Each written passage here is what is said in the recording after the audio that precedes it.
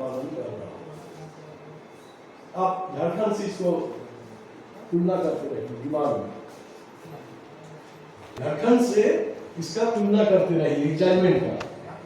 क्या अगर खदान खोलना है तो वहाँ का जो नियम कानून है उसका प्रतिपालन, वहाँ का गवर्नर से भी इच्छा नहीं, बस अंधाधुंध शुरू हो गया खदान। तो समता गवर्नमेंट विभिन्न मामलों को लेकर आप लोग बैठक कर रहे हैं जो आदिवासी हित से जुड़ी हुई है। देखिए, सर्वप्रथम मैं जय आदिवासी जो संस्था है, निरंजना हिरेन जी की तमाम टीम को मैं आभार व्यक्त करता हूँ, धन्यवाद कि कम से कम इस सेंसिटिव मुद्दे पे कि आज यह सेमिनार कराया जा रहा है। सर्वप्रथम आप देखेंगे कि राज्य में राज्य 5th शेड्यूल एरिया है हमारा, लेकिन संविधान में, कानून में विभिन्न राजनीतिक दल के द्वारा विभिन्न प्रकार का वादा प्रलोभन सब कुछ दिया जा रहा है।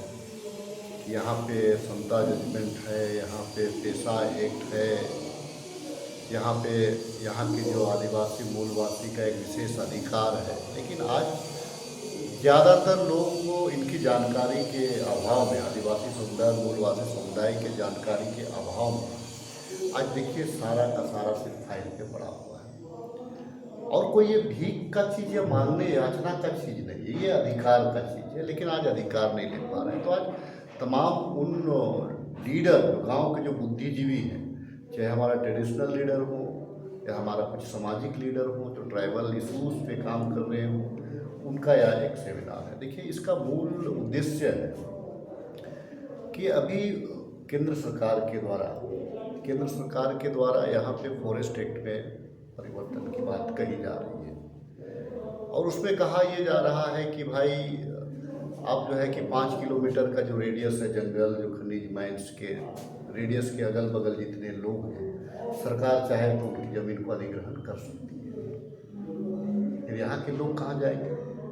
आप तो कह रहे हैं कि क्योंकि आपको मिनरल्स चाहिए, माइंस चाहिए, आप उसका दोहन कर लीजिए, लेकिन यहाँ के जो मूलवासी हैं वो कहाँ जाएंगे? जिनका समता जजमेंट जिनके लिए लागू कराया गया, पेशा एक्ट जिनके लिए लागू कराया गया, 5th शेड्यूल 6th शेड्यूल की हम बात कर रहे हैं। देखिए, यहाँ पे है क्या कि अगर वो फॉरेस्ट एक्ट में संशोधन होगा। दादा, यहाँ पे जब भी आप लोग केंद्र सरकार के लिए कुछ भी बात करते हैं तो भारतीय जनता पार्टी के जो नेता है उनके द्वारा एक बयान आता है कि केंद्र सरकार को दोष न देके झारखंड सरकार कार्य करे। तो इस बयान को आप लोग कैसे देख रहे हैं? देखिए, कानून कौन बना रहा है? कानून जो बना रहा है हम तो उनको दोष देंगे ना। यहाँ पे बहुत सारे ट्राइबल हमारे मिनिस्टर हैं यहाँ पे, आदरणीय अर्जुन मुंडा जी। क्या लगता है कि जो फॉरेस्ट एक्ट पे अगर संशोधन कर जाएगा तो यहाँ के आदिवासी और मूलवासी बच पाएंगे क्या? सीधा सवाल है। देखिए, यहाँ पे कोई राजनीति की बात नहीं है, अस्तित्व की बात है। अगर यहाँ से अगर आपको झारखंड प्रदेश का निर्माण क्यों हुआ? ये बिहार में यथावत रहा था। बिहार से जब अलग हो रहा था तो लग रहा था कि यह राज्य बहुत धनी राज्य कहलाएगा, यहाँ के लोगों का प्रति व्यक्ति आय बहुत हाई हो जाएगा, लेकिन आज आप 23 वर्ष में आप देखते कहीं कुछ नहीं है। हम चाह रहे हैं कि जो फॉरेस्ट एक्ट यहाँ पे लागू नहीं होना चाहिए, पहला। दूसरा चीज़ है कि आप यूसीसी की बात कर रहे हैं, समान नागरिक संहिता कानून की बात कर रहे हैं। यूसीसी अगर यहाँ पे आप लागू कर देते हैं तो यहाँ का जो कस्टमरी लॉ है हमारा, फिर आप उसका क्या करेंगे? आप एक साइड में कुछ आपके सांसद बयान भी दे रहे हैं कि नहीं, ट्राइबल के लिए एक अलग व्यवस्था कराया जाएगा। तो आप जब एक कानून की बात कर रहे हैं तो ट्राइबल के लिए फिर अलग कैसे व्यवस्था होगा? मतलब इस देश के क्या, इस राज्य के क्या वो नागरिक नहीं रहेंगे क्या? उनके लिए क्या अलग देश का निर्माण होगा क्या? तो ये जो इस प्रकार की जो अनारगल जो बातें हो रही है, आप मैं इसको नहीं कर रहा, आप गूगल में जा करके देख लें, आप सर्च कर लें, वो देखने को आपको मिल रहा है। तो क्योंकि ये कानून बनने का प्रक्रिया में है, और आप तो शुरू से ही कह रहे थे कि भाई हम विस्थापन नहीं करेंगे, हम सरकारी संस्थाओं का हम निजीकरण की ओर नहीं ले जाएंगे। सब कुछ जस्ट उसका उल्टा हो रहा है। आज के तारीख में चाहिए क्या कि यहाँ का अगर फॉरेस्ट एक्ट में आप संशोधन करते हैं, देखिए 2013 में जो लारा एक्ट जो आया उसमें था क्या कि भाई उस उद्देश्य की पूर्ति अगर नहीं हो रहा तो रैयतों को ज़मीन वापसी किया जाए। अब जस्ट उल्टा इसके ये कि नहीं, सरकार उस ज़मीन को ले सकती है। अगर जो ऐसा कोई गांव नहीं है, 80% गांव ऐसा नहीं है जो फॉरेस्ट के अंदर में नहीं है, फॉरेस्ट के नज़दीक नहीं है, क्योंकि यहाँ के जो आदिवासी और मूलवासी जंगल के बीच में, नदी के बीच में ही रहने वाले, बसने वाले लोग हैं। तो सीधा सा मंत्र है। और मैं धन्यवाद दूंगा हमारे पूरे इनका टीम को, जिन्होंने ये पहल किया, चाहे वो आपका विकी पाहन हो, चाहे निरंजना हेरेन जी हो, अरविंद उरांव जी हो, ये तमाम लोगों ने पहल किया कि भाई इस दिशा में पहल होना चाहिए। आप सिर्फ हमको यहाँ पे हमारा जो राजधानी बना है, जिस प्रकार से शहरीकरण विस्तारीकरण हो रहा है, आपको क्या लग रहा है कि कानून के साथ में एक गंदा मजाक नहीं हो रहा है क्या? कानून के साथ में मजाक नहीं हो रहा है क्या? आप यहाँ के लोगों को नया नया कानून बना करके आप यहाँ के लोगों को विस्थापित कर रहे हैं। पहले इनको संरक्षित तो करिए, और इनको विस्थापित करके ही अगर आप विकास चाहते हैं तो आप साबित कर दीजिए, आप कह दीजिए कि भाई ये लोग इस राज्य के वासी नहीं है, इस देश के वासी नहीं, इनको अलग रखा जाए। तो ये तमाम चीज़ है। तो आज समाज को जागरूक करने के लिए हमारे सामाजिक संगठन आगे आए हैं।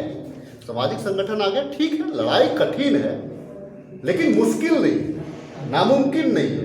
लड़ाई कठिन जरूर है, संघर्ष कठिन जरूर है, लेकिन अंतोगत्वा जीत देखिए, सामूहिकता पे पढ़ा लिखा वर्ग नहीं है, लेकिन इनके अंदर एक डेमोक्रेटिक व्यवस्था है। उस डेमोक्रेटिक व्यवस्था जो हमारा जो ट्रेडिशनल व्यवस्था है, उस व्यवस्था को आगे ला करके इन तमाम चीज़ों को सरकार को मानना पड़ेगा कि सरकार जिनकी हो, सरकार को मानना पड़ेगा। और जो हक हुकूक की बात हो रही है उनको देना पड़ेगा। और यहाँ के जो विरोधाभास कानून है, उस कानून को यहाँ का समुदाय, चाहे आदिवासी हो, चाहे मूलवासी हो, चाहे यूसीसी हो, चाहे फॉरेस्ट एक्ट में संशोधन हो, इसको हम लोग कतई मानने नहीं जा रहे। आज का सेमिनार का मुख्य उद्देश्य है कि संवैधानिक अधिकार रहते हुए भी आज़ादीवासी समाज जागरूक नहीं है और वो अपने अधिकारों को नहीं ले पा रहे हैं। तो सेमिनार कर हम लोग ऐसे जनप्रतिनिधि जैसे मुखिया है, पार्षद है, अपने समाज के प्रबुद्ध पूजनीय पाहन है, अगुआ है, सामाजिक संगठन के अगुआ है, उनको इस सेमिनार में हम लोग शामिल किए हैं कि वो जितने भी हमारे आज संवैधानिक अधिकार है, इसमें से एंटी एक्ट भी है, यूसीसी भी है, जो अभी सरकार ला रही है, उस पर हम लोग कैसे हम लोग उनका विरोध प्रकट करें।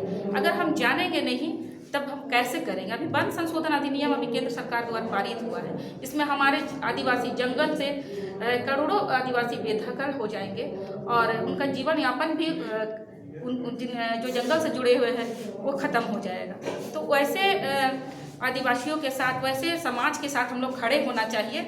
हम लोग को जागरूक होने की आवश्यकता है। आज जानकारी के अभाव में हम सब कुछ होते जा रहे हैं और क्या है, आज बाहरियों के हाथ में हमारा शासन प्रशासन चला जा रहा है।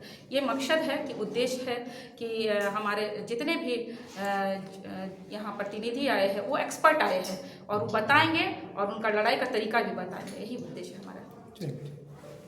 आज बहुत महत्वपूर्ण विषयों को लेकर यहाँ पर सेमिनार किया जा रहा है। ये एक चिंता व्यक्त किया जा रहा है कि जो देश आज़ाद हुआ है, इस देश में कानून बने हैं, कानून लागू हुए हैं, लेकिन उसका पालन नहीं हो रहा है, जिसके कारण आज विवश हैं, लाचार हैं। इसलिए हम लोग पुनः इस राज्य सरकार से, देश की सरकार से मांग करते हैं कि समता जजमेंट को लागू करो और धरती के नीचे के जितना भी अधिकार है, ऊपर का जो अधिकार है वो आदिवासियों को मिले। तो फिर आदिवासियों को डेवलपमेंट के लिए अलग से आपकी योजना परियोजना चलाने की ज़रूरत नहीं होगा। यहाँ के आदिवासी जिस प्रकार के सऊदी अरब में लोग अमीर हैं, वहाँ के लोग स्वतः अपने आप को डेवलप कर रहे हैं, वहाँ के टूरिज्म को डेवलप कर रहे हैं, उसी तरह से सेम पैटर्न यहाँ भी लागू हो। यहाँ के डेवलपमेंट जो आधारशिला है उसको भी लागू किया जाए। देश के प्रथम प्रधानमंत्री पंडित जवाहरलाल नेहरू भी पंचशिला में इस बात का वर्णन किया है कि आदिवासियों के मुताबिक ही वहाँ के क्षेत्र का विकास होना चाहिए। तो समता जजमेंट में भी यही आधार है। तो इस आधार को ये लागू होना चाहिए, उसके अनुसार विकास की अवधारणा को, परिकल्पना को पूर्ण किया जाना चाहिए। मैं अंतिम शब्दों में यही कहूँगा कि अटल बिहारी वाजपेयी ने भी कहा था कि आखिर एक आदमी को दौलत कितना चाहिए, ये लालच का सीमा कम हो और देश में समतामूलक समाज की परिकल्पना को साकार और आकार दिया जाए। मैं पुष्कर महतो, झारखंड आंदोलनकारी संघर्ष मोर्चा का संस्थापक।